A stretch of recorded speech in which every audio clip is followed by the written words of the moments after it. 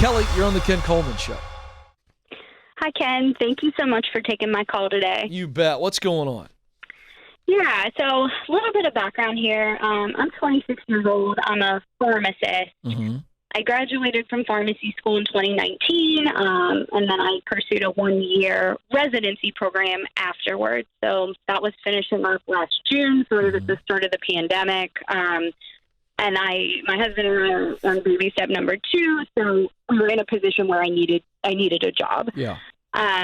With the residency, I was looking for something clinical where I could see patients prescribe medications, and I do have that in my current position, and I was forced to relocate states based on this current job. Okay.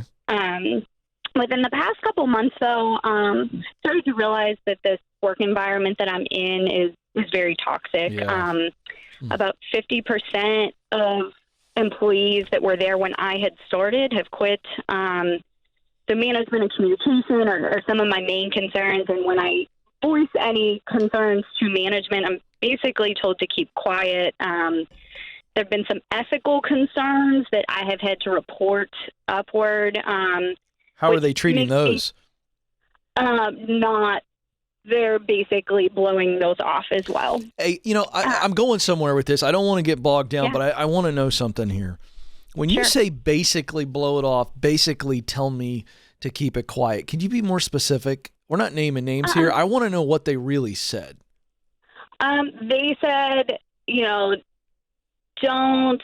So there was, I guess there was a situation where I needed to know an answer because it was affecting my day-to-day workload. Yeah. So I had sent a message to all of the supervisors and all of the personnel that this change would have affected. And I was told not to ask questions like that. You called somebody out in the group that shouldn't have been notified that you have a question about this. Yeah. What does that tell you, Kelly? What's the conclusion that you walk away with when you hear that? It's a terrible organization to work for that they don't care about me. Yeah, so Kelly, I'm guessing you called me and you're going, let me guess what's going on. You're slightly confused because you've got really clear indicators that this is an awful place to work, and these are awful leaders who have zero ethics and even less backbone, but you're confused because this is what you want to do. It is technically, by outside definition and descriptors on a sheet of paper, it's your dream job. And you're confused because you're going, what do I do? Right, okay, exactly. Good. All right, so this is simple. Number one, you need to trust yourself that you're right, they're wrong. And this is not a place that you can stay for very long. You can stay there until we replace it, which leads me to the next thing you need to believe. This is not the only place that you can do this work. We've got a fun little quiz that's free at kencoleman.com. It's called Should I Quit My Job quiz, and it's gone bananas. People love it. It spits out 1 of 4 results. And I can just tell you that if you took it, you would get the report that says, I'm doing the right thing in the wrong place. Does that resonate with you? Well, I actually did take it. Oh. I actually got wrong, but I know what I want to do. I love the seeing patient, the ability to prescribe. I am sort of in my sweet spot, but I think the organization has sort of made me not able to recognize that. Yeah, good. Yeah, so it colored your output.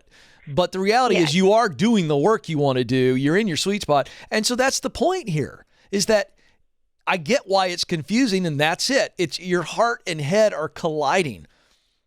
And your head's going, well, wait a second, this is the work you want to do. And your heart's going, I know, but I don't want to go in. This place makes me want to jump into traffic. Okay? Right. So here's what we do. Here's the practical. We start looking. But we look with total clarity and confidence. You know that you basically want to be a clinical pharmacist. That's what you want to do. Right. So where are all the places, Kelly, that you can be a clinical pharmacist in Charlotte, North Carolina? And that becomes the list. Now, while you're searching and you are jumping back in and using my proximity principle, right, to get around other pharmacists and people that work with pharmacists. I've been reading. Good. Keep doing what I tell you.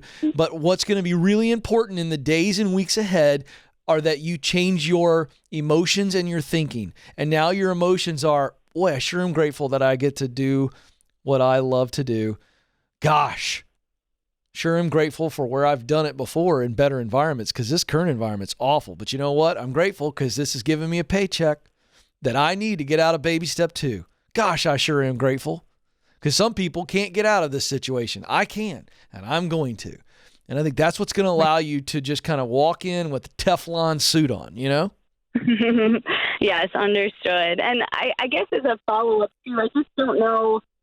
So I do have connections to jobs that aren't necessarily as clinical as this or aren't clinical. So I guess at what point do you use those connections to interview, possibly get a job not in your sweet spot to get out of an environment like this? It's, yes. It started to affect my marriage and my mental health. Then here's what I would tell you. That is a great question. And at what point you decide that point. There's no formula for me to give you that. I think you're at that point. Within about 6 to 8 weeks. I think you can hang in for 6 to 8 more weeks. It may be shorter than that. I'm just kind of giving you an arbitrary number for you to do some research and find some clinical opportunities. And you're going to find them probably within the next 48 hours. You'll be able to identify them, but there may not be a position that is open. So in the meantime, I'm fine with you moving out of the clinical pharmacist sweet spot role into we'll call it a day job role. Because the only piece is missing is really the passion and mission, but you got the talent to do it, and it gets you in a healthy environment. We breathe, we recover, we heal. Marriage feels better because you're not so daggum miserable. Right. And then we're still looking, we're still connecting, and it's not going to look bad on your resume if you hop a little bit on this, because you're not. This is not a job hopping. This is, look, I'm not going to throw this previous organization under the bus, but I'm all about a healthy culture. This is what I wanted to do. And so I made a move here. But see, the proximity principle removes all that ickiness where you don't have to do all that explaining. So yes, I am fine with you making what we will call, it looks like a step back, but it's really not. See, I think in this case, you're leaving a sweet spot job in a toxic environment to go to a day job that is positive environment. I look at that as a step forward. Right. And I may even love that more than I thought I would. Like maybe you might. You might, but here's what's important is that your heart heals and your marriage heals. Yes, I agree. So that to me is a step forward. And then we wait for the next opportunity, and then we step into that. I'm really proud of you. You got your head on straight. Your heart's going to heal quickly. Get your chin up and see the future. You keep your eye on the prize. Don't ever take your eye off the prize. Well, thank you. That's why I'm here. You got this, Kelly.